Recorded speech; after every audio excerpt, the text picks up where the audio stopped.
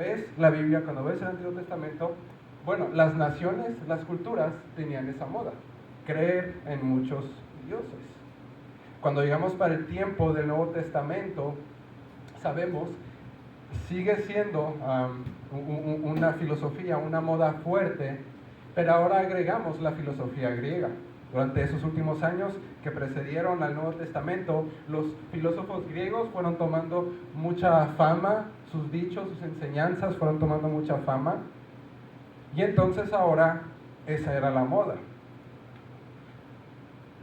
Seguimos avanzando y la historia de la humanidad, y el humano, el hombre, decidió dejar de creer en lo místico, en lo espiritual, para centrarse en aquello que solo es comprobable científicamente. Llegando a esto, el hombre decidió poner a Dios de lado, quitarlo, incluso negar su existencia y decir que el hombre es el centro de todo. Y así es como llegamos al día de hoy con una moda como el progresismo, la identidad de género, el feminismo, entre muchas otras cosas. Esa es la moda en la que vivimos y no podemos negar que eso es lo que estamos enfrentando, porque los cristianos, lo queramos o no, vivimos dentro de un tiempo específico, rodeado de una cultura específica. Alguien decía alguna vez que somos hijos de nuestro tiempo, y aunque como cristianos no deberíamos dejarnos influenciar por el tiempo y por la cultura en la que estamos, no podemos negar que es una lucha para nosotros, porque tú y yo hoy no estamos recibiendo tal vez ataques de creer en muchos dioses o ataques acerca de la filosofía griega, no tan fuerte, pero lo que sí estamos recibiendo hoy, lo que la cultura, lo que la moda filosófica nos está diciendo, es el feminismo, la identidad de género, el progresismo, todas esas cosas. El día de hoy vamos a centrarnos en la identidad de género. Y puede que tú no te estés dando cuenta, pero estás creyendo cosas que nos dice la identidad de género.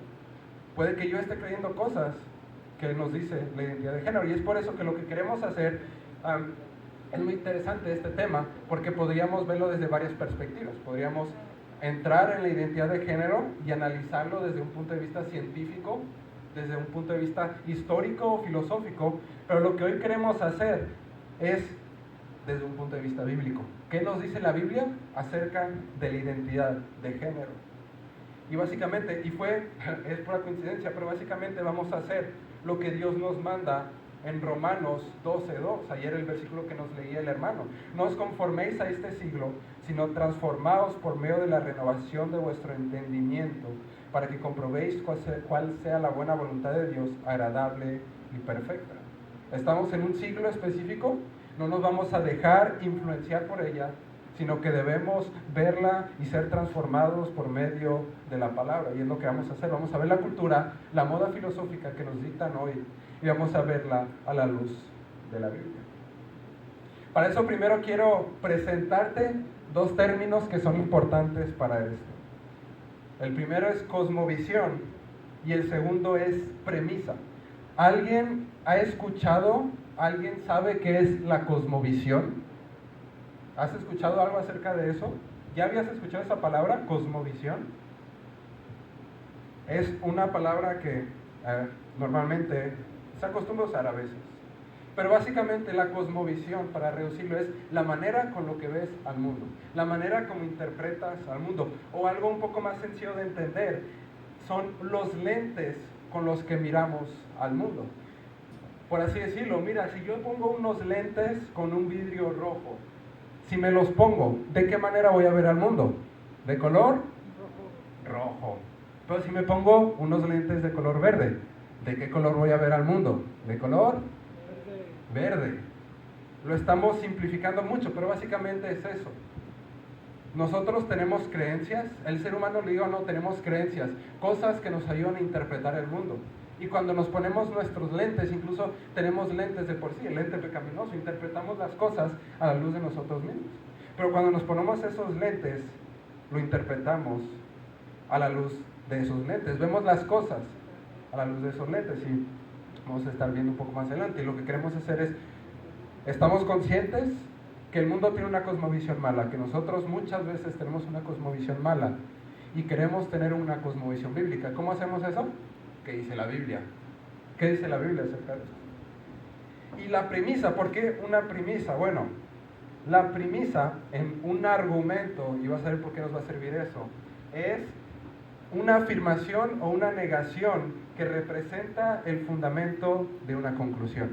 O sea, es el punto de partida para un argumento. Lo hacemos de manera inconsciente, pero todo el tiempo estamos usando premisas. Cuando nosotros argumentamos, cuando defendemos, cuando atacamos, usamos siempre premisas para llegar a una conclusión. Te lo explico. Una premisa es el fundamento de una conclusión, es lo que le decía. Mira esta casa. Esta casa, para poder construirla, para poder poner los techos, las paredes, los techos, pintar, todo eso, ¿qué es lo que se tiene que hacer primero? Poner los cimientos, los fundamentos.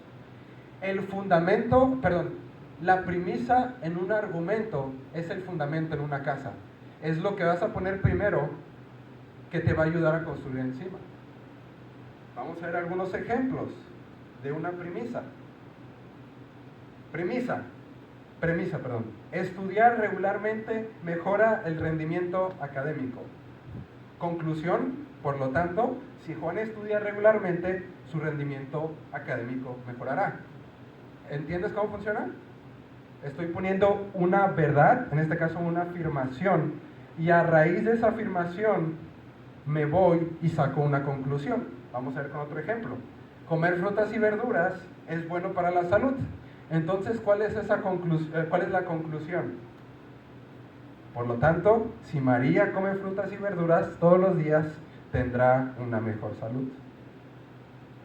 Recuerda, esto es importante, es lo que quiero que tengas en mente. Una premisa es lo que me ayuda a llegar a una conclusión. Vamos a ver un último ejemplo. Premisa: todos los humanos miden 2 metros. La conclusión: Daniel mide 2 metros. Pregunta: ¿la argumentación aquí está correcta? No. Sí, sí es correcta. Bueno. La lógica no. La conclusión sí, la premisa no. Exacto. Ella dice, la conclusión sí, la premisa no. Lógicamente, desde un punto de vista lógico, es cierto, es correcto, porque estoy siendo lógico con la premisa. Porque la premisa, ¿cuál es? Los humanos miden 2 metros. Y lógicamente, con esa premisa, llego a la conclusión que Daniel mide 2 metros. Pero ¿cuál es el problema aquí? Aunque la conclusión está de acuerdo con la premisa en sí está errónea, es falsa. Y ese es el punto a donde quiero llevarlos con la identidad de género. Y la diferencia con la identidad de género es que la conclusión también está errónea, pero está errónea no solo por la conclusión, sino desde la premisa, desde sus fundamentos, la identidad de género es falso. Y por eso hoy vamos a meternos a profundidad, intentaremos meternos y ver, oye, ¿por qué la identidad de género tiene esas conclusiones? ¿Cuál premisa utilizó para llegar a esas conclusiones? Y entonces es lo que les decía, queremos demostrar que la identidad de género es mentira, no solo por sus construcciones, o sea, sus conclusiones, sino desde sus fundamentos. Las premisas que usa la identidad de género para llegar a sus conclusiones son falsas, y es lo que vamos a demostrar y lo que vamos a ver hoy. Y lo que el punto no es ver de manera exhaustiva, ver todo lo que podemos ver acerca de la identidad de género. Se han escrito libros y libros, se han predicado sermones, artículos, de todo para hablar acerca de la identidad de género. En 40 minutos no vamos a hablar de todo lo que se puede hablar, pero lo que quiero animarte, lo que quiero ejercer en ti es un sentido crítico, crítico y bíblico, de poder ver, mira, una conclusión puede sonar muy bonita, puede sonar bien, pero ¿cuál es la premisa detrás? ¿Qué es de dónde está saliendo? ¿Por qué está llegando a esa conclusión? Y sobre todo, ¿es bíblico o no? Pero para empezar, ¿qué es la identidad de género? No podemos hablar acerca de sus premisas si no lo definimos. ¿Alguna idea? ¿Qué has escuchado acerca de la identidad de género? ¿Alguien? ¿Nunca han escuchado nada acerca de la identidad de género? ¿Han escuchado decir ¿puedes ser lo que quieres? Sí. ¿Ok? ¿Cómo te identificas? Es parte de lo que promueve la identidad de género. De hecho, mientras investigaba, decían que es un poco complicado reducir totalmente el concepto de la identidad de género, pero permite sacar una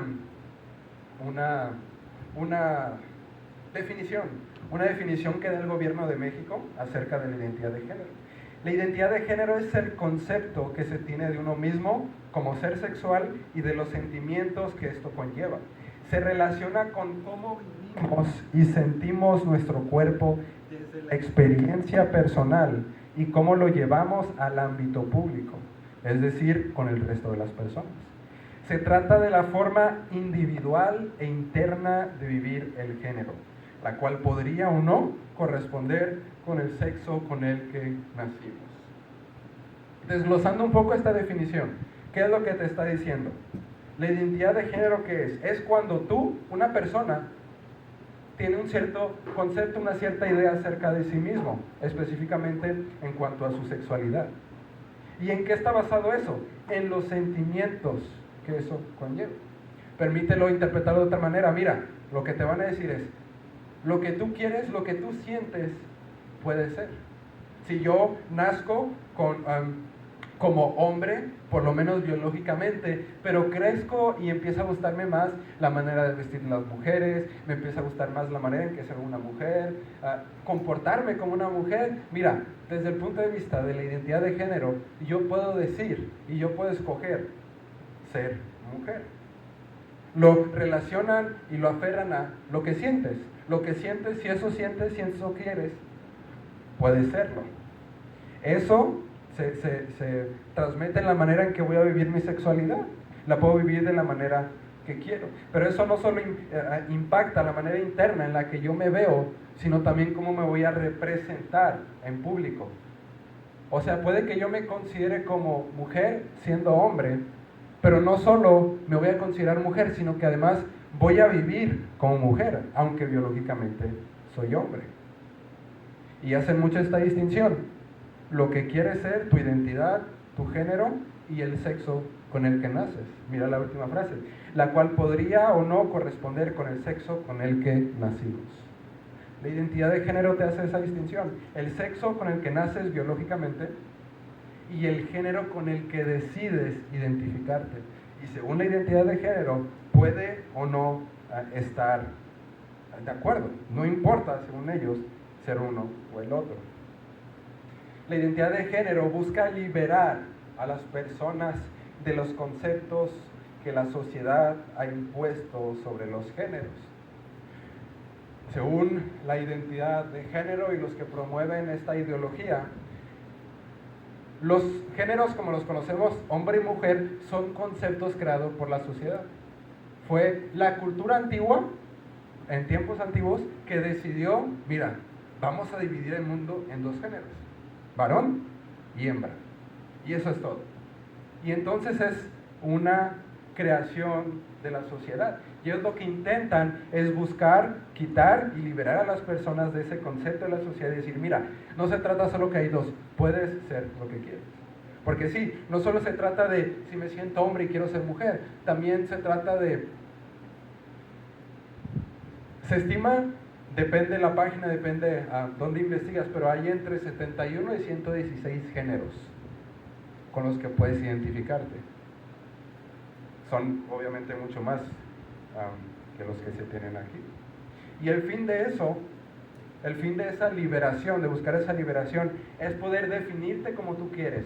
O sea, una vez que entiendes que el concepto de varón y hembra es equivocado, que existen mucho más géneros, que tú te libras de esa ideología, tú puedes definirte como quieres y eso te lleva a expresarte como quieres. Ese es el punto, es lo que busca la identidad de género.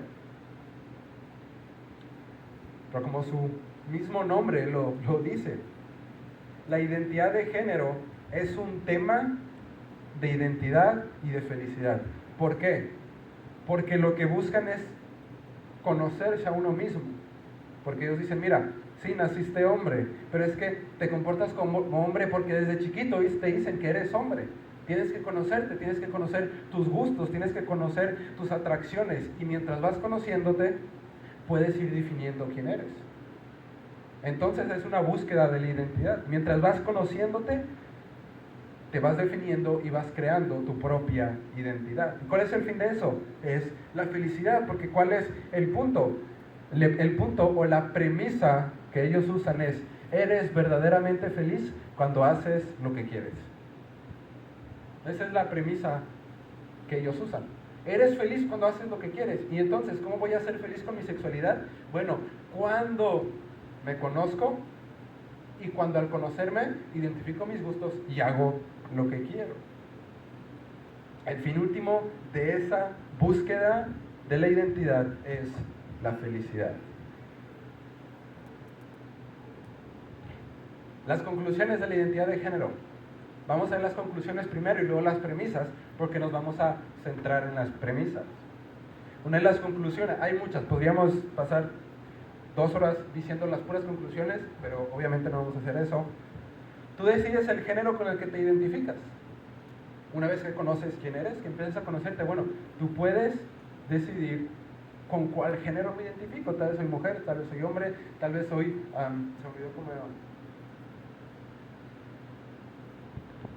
se me olvidó, pero hay otro género que tenía en mente, pero puede ser otro género, o sea, puede ser los que quieres. Otra conclusión a la que llega la identidad de género es: eres libre de escoger la manera de vivir tu sexualidad, porque ese también es otro punto fuerte. No solo se trata de cómo voy a representarme como ser sexual, sino también cómo voy a vivir mi sexualidad. Soy libre, dice la identidad de género, soy libre de escoger cómo me veo, pero también de cómo vivo. O sea, si yo quiero expresar, quiero experimentar mi sexualidad cada día con una persona diferente, según la identidad de género es, pues hazlo. Si eso quieres, si eso te da felicidad, hazlo. Si quieres hacerlo con alguien del mismo sexo, hazlo. Eso es lo que la identidad de género te dice: eres libre de vivir tu sexualidad. Amor es amor, no importa cómo lo expresas. Eso incluso entre cristianos se ha escuchado. Dios es amor y solo quiere que nos amemos unos a otros. Y si el amar a una persona del mismo sexo que yo simplemente es amor, entonces ¿qué tiene de mal? Una de las conclusiones de la identidad de género.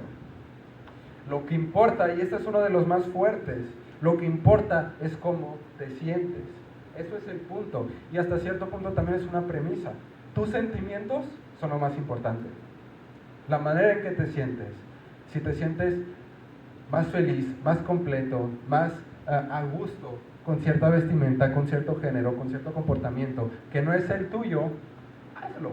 Porque lo importante es tu corazoncito, lo importante son tus sentimientos. Lo importante es eso. Y de hecho, de este último es muy interesante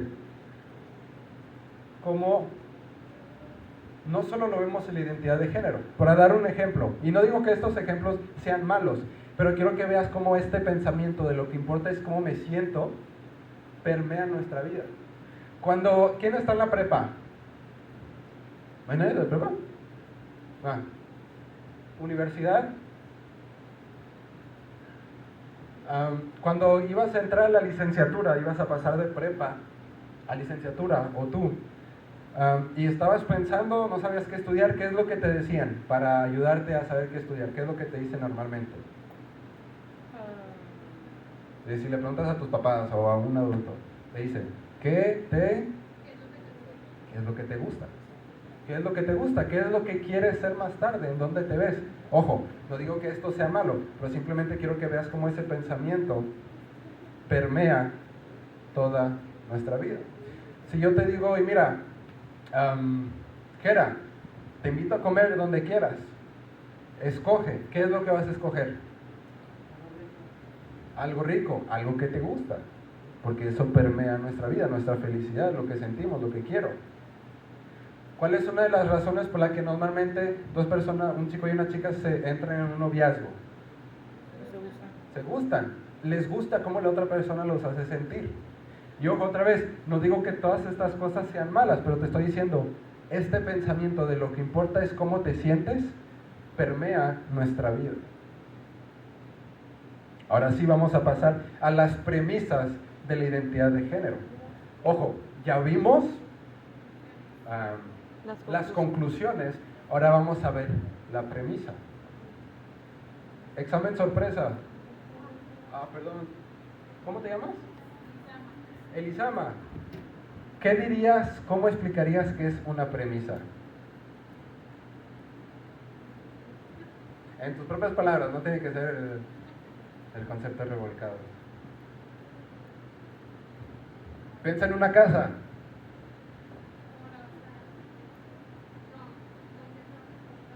Ok, va por ahí.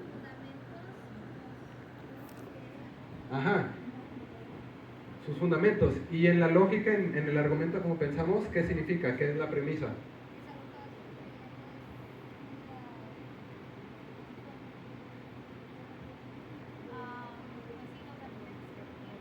Perdón, no escuché nada.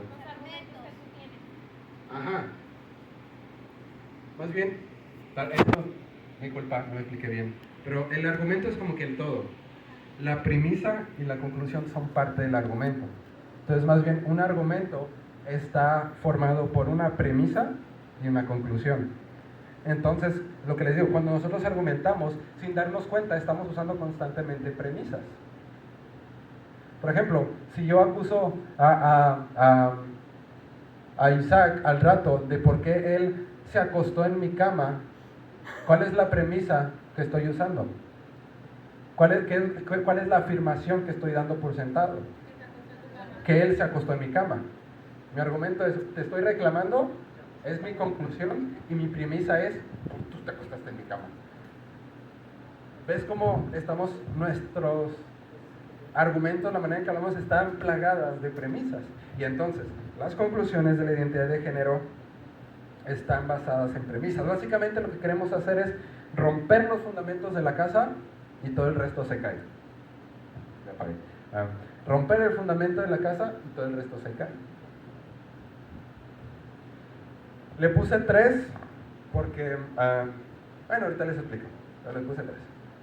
Una de las, y otra vez, no vamos a hablar todas las premisas de la identidad de género. Obviamente tienen muchísimas. Vamos a agarrar las principales. El hombre es la medida de todas las cosas. Esta es una frase que usó un filósofo, no recuerdo quién. El hombre es la medida de todas las cosas. Y básicamente lo que él está diciendo, para hacértela simple, esta es la tierra donde tú y yo vivimos y este es el hombre. El hombre es el centro de todo. El hombre es el centro de la tierra. Él es el que define las cosas. Él es la medida, por eso la medida. ¿Con qué mides las cosas? Con el mismo hombre. El hombre es quien define, el hombre es el ser supremo de la creación, bueno, de la creación, de lo existente, y él define las cosas. Esta es la primera premisa, bueno, no la primera, una de las premisas de la identidad de género. El hombre es la medida de todas las cosas. ¿Eso a qué da raíz? Ya lo dije. Piensa, esta premisa, el hombre, yo para no sé por qué, el hombre es el centro de todo, es la medida de todas las cosas, llegas a la conclusión, una conclusión que ya hemos dicho ahorita. El hombre puede hacer muchas cosas. Ok, sí, lo dije con otra frase, lo que importa es... ¿Cómo te sientes? Ajá, ¿cómo te sientes? Tu felicidad. ¿Cómo llegamos a esa conclusión? Porque salimos de la premisa que el hombre es la medida de todas las cosas. Y si el hombre es la medida de todas las cosas, lo que importa es cómo se siente el hombre. Otra premisa. No hay nada que defina las cosas. Y vas a ver que las premisas es a la vez una conclusión o una premisa. ¿Por qué? El hombre es la medida de todas las cosas, es una conclusión de la premisa, no hay nada que defina las cosas. Si no hay nada que defina las cosas, el hombre mismo tiene que darse a la tarea de definir todas las cosas. Esa es la otra premisa que está dando por sentado la identidad de género. No hay nada que define, no hay nada que te ayuda a tener cierto concepto moral, cierta idea de lo que significa, del propósito de algo, no hay nada que te dice. Entonces, pues nosotros, si no hay nada, nosotros tenemos que escoger, nosotros tenemos que hacerlo. ¿Entienden cómo funcionan estas dos? ¿Sí? ¿Y cuál creen que es la primera? ¿El hombre es la medida de todas las cosas? No hay nada que defina las cosas. ¿Cuál será la primera? ¿Perdón? Intenta pensar lógicamente. Y otra vez, bueno, ahorita lo decimos así. Empieza por A y termina con teísmo. Ateísmo. No hay Dios. Esa es la premisa de la que se desprende todas las cosas. No hay Dios. Si no hay Dios, significa que no hay ley moral, porque si hay ley moral, significa que hay alguien moral detrás que nos las dio. Pero ya que no hay Dios, no hay ley moral. Y ya que no hay ley moral, ¿quién es la medida de todas las cosas? Dios. El hombre. Si no hay ley moral, si no hay Dios, ¿quién tiene las cosas? El hombre. ¿Ves cómo las premisas son lógicas? Las conclusiones son lógicas entre sí. Las premisas son lógicas entre sí. Lógicamente, ¿es correcto este pensamiento? No. ¿Con esta premisa? De hecho, sí. La segunda es la que viene destruyendo, porque se dice que no hay nada que define las cosas, pues nada es nada. Entonces, así como que, entonces, ¿para qué está el hombre? Ajá, esa fue mala formación mía. Pero no hay nada dado, o sea, okay. No hay ley moral, por así decirlo. Okay. Fui yo quien lo escribí mal, pero sí, no. Pero, o sea, lógicamente estas premisas entre sí tienen sentido. Si no hay Dios, no hay ley moral. Y si no hay ley moral que nos ayuda a saber el propósito de las cosas, entonces nos toca a los hombres escoger lo que significa. Y te digo, estas tres no son las principales, no son las únicas premisas, pero sí son de las principales de la identidad de género, del feminismo, del progresismo, del humanismo, básicamente todo lo que acaba el ismo, menos el cristianismo, tienen estas premisas, y por eso muchas veces los cristianos estamos en contra de la psicología, porque la psicología toma esto como premisa. Y si la premisa está equivocada, la conclusión también está equivocada. No puedes llegar a una conclusión correcta si la premisa está incorrecta. Premisas de la Biblia. Ahora vamos a comparar estas tres premisas. ¿Cuál era la primera? No hay Dios. La segunda. No hay nada que regule las cosas. ¿Y la última? El hombre es el que define. Estas tres premisas que representan los fundamentos de todos los ismos, vamos a ver las premisas de la Biblia que representan el fundamento del cristianismo. Primera premisa, adivina qué, si hay Dios. Si hay Dios, esta es una de las premisas con la que partimos los creyentes, con la que parte la Biblia. De hecho es interesante, la Biblia nunca te da un argumento de la existencia de Dios, no intenta demostrártelo. Desde el primer versículo, la Biblia da por sentado que Dios existe. En el principio creó Dios los cielos y la tierra. No te dice, mira, lógicamente, filosóficamente, tiene que existir no, te dice, Dios existe. Da por sentado que Dios existe. La creación no significa que Dios no nos da medios que nos muestren que si hay un ser supremo. La creación nos muestra eso. Los cielos cuentan la gloria de Dios y el firmamento anuncia la obra de sus manos. Porque las cosas invisibles de Él, su eterno poder y deidad, se hacen claramente visibles desde la creación del mundo, siendo entendido por medio de las cosas hechas, de modo que no tienen excusa. Adivina qué, los ateos, los que dicen que no existe Dios, según la Biblia, no tienen excusa, porque Dios ha dado testimonio de su existencia. La misma conciencia humana, porque cuando los gentiles que no tienen ley hacen por naturaleza lo que es de la ley, estos, aunque no tengan ley, son ley para sí mismos, mostrando la obra de la ley escrita en sus corazones, dando testimonio de su conciencia. Cuando tú y yo estamos jugando, por ejemplo, imaginemos tú y yo somos dos ateos y yo le pego a Bill y viene Nancy y me dice, oye, ¿por qué haces eso? Está mal. Básicamente es lo que dice Romanos. ¿Qué te dice que está mal? ¿Por qué crees que está mal? Bueno, la conciencia, esa ley moral que Dios escribió en nuestro corazón, es lo que nos dice que está mal. Es un testimonio que Dios ha puesto en el ser humano de su existencia. Uno más de la creación, si bien no se dejó a sí mismo sin testimonio, hablando de quién, de Dios, haciendo bien, dándonos lluvias del cielo y tiempos fructíferos, llenando de sustento y de alegría nuestros corazones. ¿Cuál es uno de los testimonios de Dios, de su existencia? La misma creación. Cuando la identidad de género, cuando la identidad de género te da conclusiones partiendo de una premisa de que no existe Dios, la Biblia te dice, Dios sí existe. Veamos la segunda. No hay nada que defina las cosas. Y la Biblia te dice, si hay algo que define las cosas, la Biblia. Más correctamente, de hecho, sería, si hay algo que define las cosas, Dios a través de la Biblia. Dios nos define todas las cosas, pero ¿dónde vemos eso? En la Biblia. En la Biblia Dios nos muestra las cosas. Mira lo que dice 2 de Pedro. Tenemos también la palabra profética más segura, a la cual hacéis bien de estar atentos como una antorcha que alumbra en lugar oscuro, hasta que el día esclarezca y el lucero de la mañana salga de vuestros corazones. Tenemos también la palabra profética más segura. Un salmo dice que la palabra de Dios es como lámpara a nuestros pies. De hecho, el Salmo 119:9 nos dice, ¿con qué limpiará el joven su camino? Con guardar su palabra. Tu palabra, según de Timoteo 3:16. Toda la escritura es inspirada por Dios y útil para enseñar, para redarguir, para corregir, para instruir en justicia, a fin de que el hombre de Dios sea perfecto, enteramente preparado para toda buena obra. ¿Qué es lo que te prepara para vivir la manera correcta, adecuada? La palabra de Dios.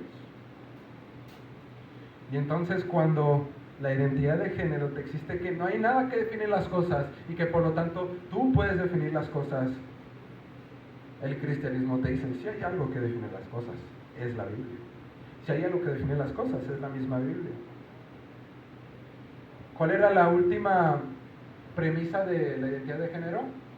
El hombre define.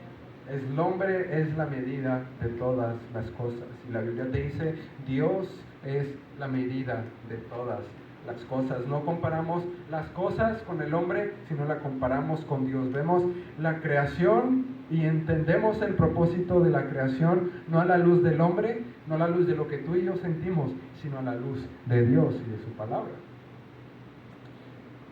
Porque en Él fueron creadas todas las cosas, las que hay en los cielos y las que hay en la tierra, visibles e invisibles, sean tronos, sean dominios, sean principados, sean potestades. Todo fue creado por medio de Él y para Él.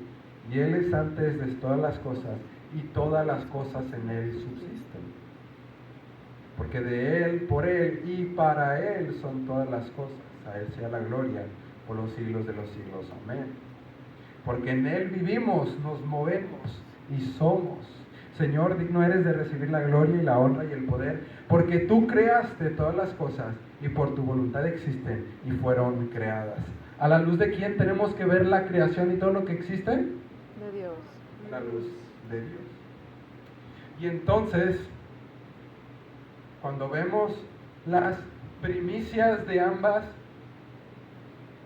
religiones, por así decirlo, cuando vemos la premisa de la identidad de género y la premisa de la Biblia, ¿sabes qué? Estamos en dos extremos. No podemos convivir, no podemos estar de acuerdo en ningún punto, porque simplemente partimos de horizontes totalmente distintos. La identidad de género te pone totalmente al lado de Dios, te lo quita de la ecuación, y la Biblia dice, no, es Dios el centro de todo. Y a raíz de eso se desglosa todo. Y llegamos a una conclusión en donde la Biblia nos dice que la verdad es que es Dios quien mide todas las cosas. Dios quien define las cosas. Para Dios, ¿qué son las cosas?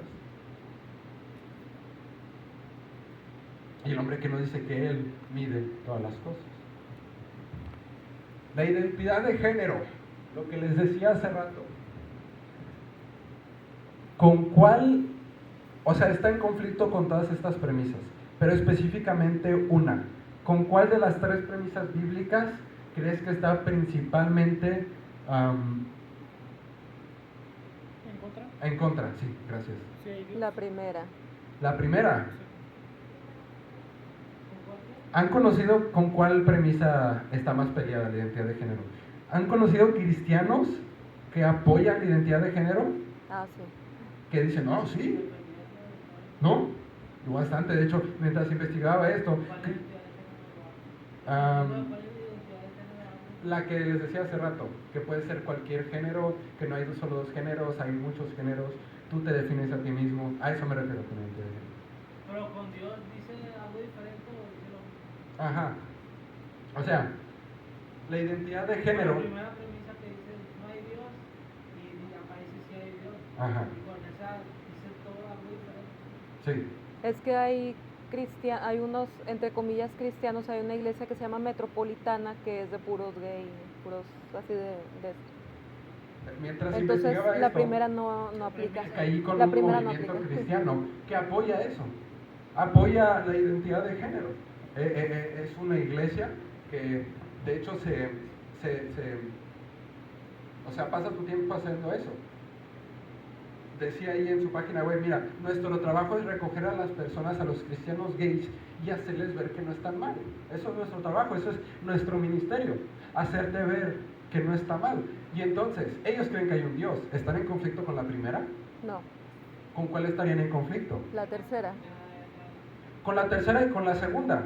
Porque básicamente, aunque dicen, y esto es algo muy importante porque tú y yo muchas veces hacemos lo mismo, aunque ellos en sus premisas dicen que la Biblia define las cosas, en su práctica no están viviendo así porque no le están obedeciendo, no le están siguiendo.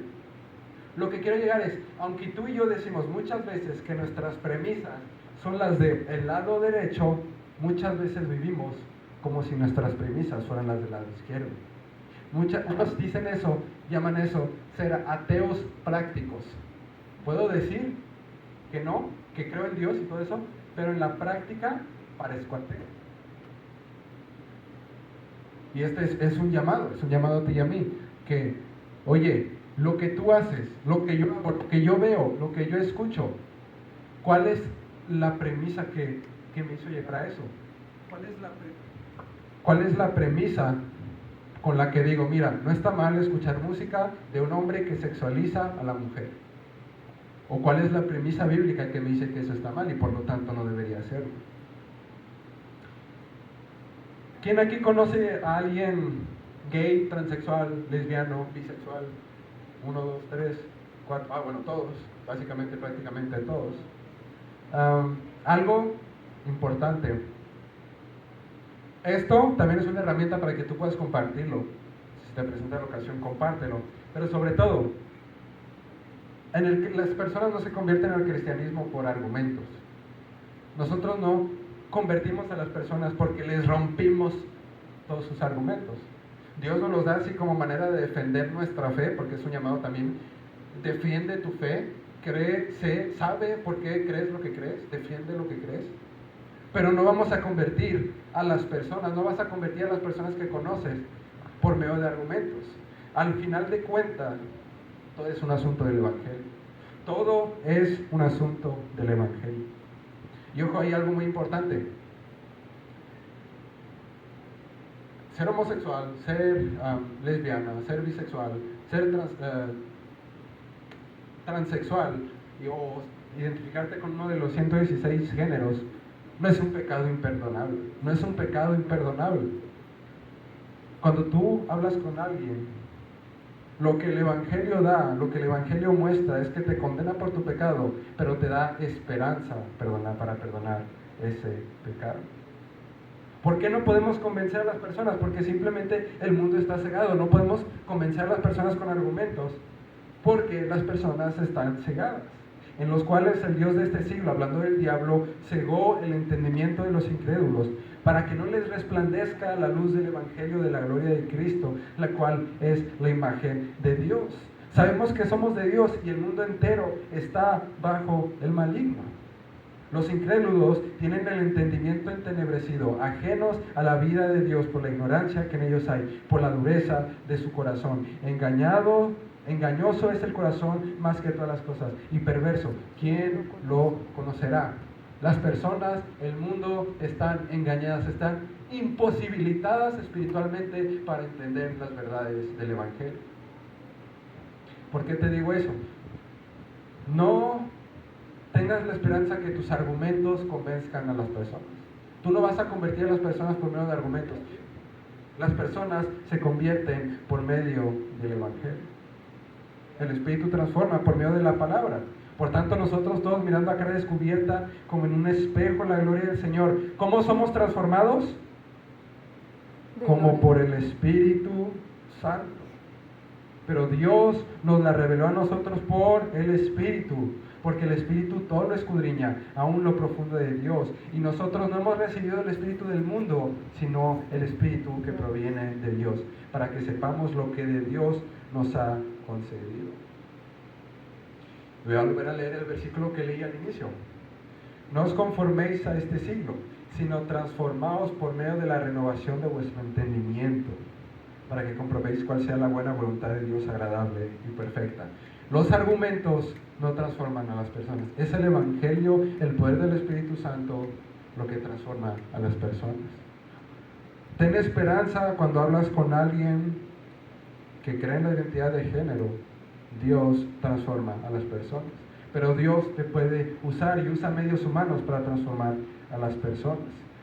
Todo lo que te di hace rato, esa manera en la que tienes que analizar para llegar a premisas y ver cuáles son las conclusiones, son herramientas buenas para tu vida cristiana, para que puedas analizar, mira, ¿por qué hago lo que hago? ¿Por qué creo lo que creo? Y si lo creo, bueno, ¿es conforme a la Biblia? ¿Es conforme a la Biblia? Analiza las cosas que ves conforme a la Biblia y ten esperanza en el poder del Evangelio. Vamos a orar y así terminamos. Señor, te alabamos y te agradecemos, Padre, porque tú nos has dado tu palabra para poder entender, para poder filtrar lo que el mundo nos da, lo que el mundo, Señor, nos predica. Ayúdanos a ver todas esas cosas a la luz de tu palabra.